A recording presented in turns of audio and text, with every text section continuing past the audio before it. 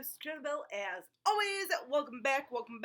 So we are doing, obviously, a movie review today. And no, it's not going to be a part of a franchise or anything, because I know I literally just talked about the first one within the last few weeks. But the other night, I popped in, it's part of one of those, like, bargain deal type things, sort of like one of these sort of deals. Movie I popped in, if you couldn't tell by the title of this video, is Prom Night to Hello, Mary Lou. Now, little backstory on this one. I had not realized that I had ever seen this movie until, like, when I picked this box up or saw it on a streaming service within the last, like, couple of years. Literally within the last couple of years, maybe a year and a half. I actually did see this a few times as a kid. There is actually a specific scene that kind of brought some of those memories back, which was the scene where the one girl, the kind of like punk chick, 80s punk chick, was fooling around with some, like, costume jewelry and stuff or whatever for whatever reason, and that scene was, like, brought everything back. I was like, I've seen this before. I've seen this movie before. But Prom Night 2, Hello, Mary Lou, came out in 87-ish, 87 it's saying, so right around there. Now, here's the thing. This is one of those things, like, a good chunk, I don't want to say a good chunk, but what other horror movies have done in the past, and after this and everything, before and after this, I should say, where literally they're just using the name for a cash cow. It has nothing to do with the first one. Like, I know, like, the House franchise is very much like this. American Psycho 2, which is horrible, don't even waste your time on that movie, very much took a page from this. I know Sleepaway Camp, Son of Sleepaway Camp is what I'm trying to say, tried to do this and everything. So, I mean, it's happened before. Very seldom do these movies ever really have any sort of redeemable qualities. This one, though, is one of the, like, select few, and when I say select few, I mean, like, very, very few movies that have done this kind of formula of, don't really follow the story, let's create a new story that has nothing to do with the first one, really is nothing to do with the first one, and let's go ahead and slap the main title of the first one on there. Why not? This is actually, I mean, as much as this one is, like, a crappy movie, and I mean, this is bad, like, bad. But there's something about this one, and I know I'm not the only one. I know there is a small group of us. I know not everyone likes this movie, but there is a small group of us who do kind of find some fun in this movie. It's just one of those movies where you throw in, it's crap, but you're gonna have fun with it. Make some popcorn or something and stuff, and have a good time. Maybe have a couple of drinks if you're of age and drink responsible. Or smoke it if you got it, whatever, man, I'm not judging, I am not judging. But no, this is a fun one. It's basically, what it's about.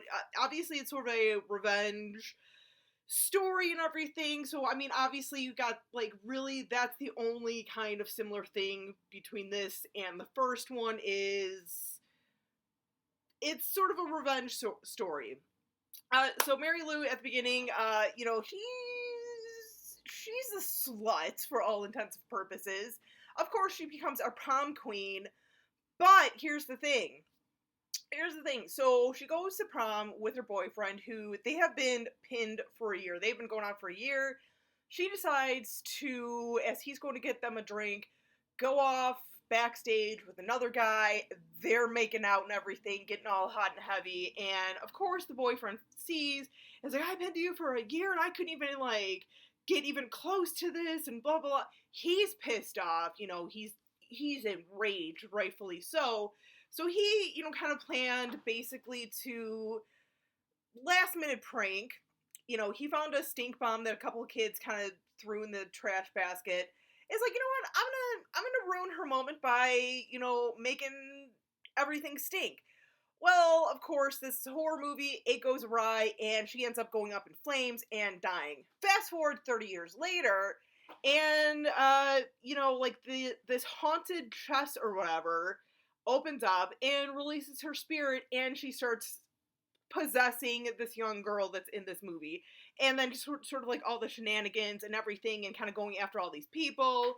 At some point it kind of just gets like weird, like as this girl gets possessed by Mary Lou. Like it gets weird. Like she has this like stationary horse in her room that at one point like starts sticking out its tongue, and then she starts like making out with her father, which is weird. And her very religious mother catches them and is like, "You Jezebel! You Jezebel!" Yeah, it gets weird, like, pretty quickly. Or I shouldn't say pretty quickly, but when it does, it happens. Like, the shit bad craziness happens pretty quickly. No, but this is, it's a decent one. It's a decent little, like I said, popcorn flick. If you want something just for fun, something different, yeah, check it out. Check it out. And also, too, can I just say, there is a scene in here where the young lady who's getting possessed by Mary Lou, and, I've watched it a few times since I've gotten this in my collection, and I always forget about this. Like, the girl literally at one point is walking through, like, the girl's locker room, buck-ass naked. You see everything. You see titties, you see bush, you see ass. I'm just saying. So a lot of you guys out there, some of you ladies as well, will make you happy with this one. And let me tell you, man, 80s bush. Peyton, my nephew, please don't ask me or your mother or your father what that means. But anyway, he'll know in a couple of years what that term means. I'm just saying. But also in that same scene, there's a kill in here that nobody ever talks about, and it needs more love. It needs more love. Maybe I will do a little, like, underrated kill scene bunch of videos at some point. I don't know, but there's a scene in here where one of the girls is trying to run away, locks herself in a locker to try and just, like, get away and save herself. Doesn't work out.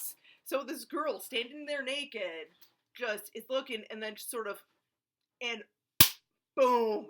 And you see some blood and stuff coming out. Oh, that scene, that kill is worth watching this movie right there. That scene, let me tell you, that is the scene, I'm telling you. But no, I mean, it's, like I said, even with as goofy and how weird it kind of gets at times, it's still a decent one, you guys. And I believe this is still on Amazon Prime, if I'm not mistaken. I know there's a few other prom nights. Once again, they're all, like, not really related to each other, so it doesn't really matter which ones you watch first or anything. I think I've seen part 4. I have not seen part 3. But yeah, part 2, I mean, check it out. Like I said, if you want something kind of just cheesy and fun, go for it. So let me know what you guys' thoughts are on Prom Night 2, Hello Mary Lou, in the comments. Until next time, as always, you guys, stay creepy, classy, and a little bit sassy.